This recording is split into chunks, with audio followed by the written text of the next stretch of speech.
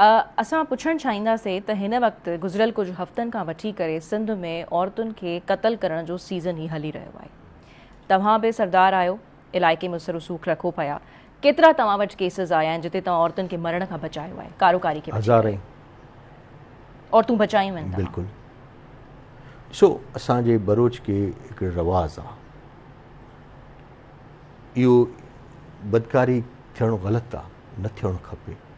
हर को हक़ शरह सां ज़मानो पंहिंजो कंदो आहे, पर न्याणी आहे, न्याणी जे मुंहिंजे दरवाज़े ते अचे, उहा मुंहिंजी साम थींदी आहे, उहा मुंहिंजी गैरत ऐं इज़त थींदी आहे।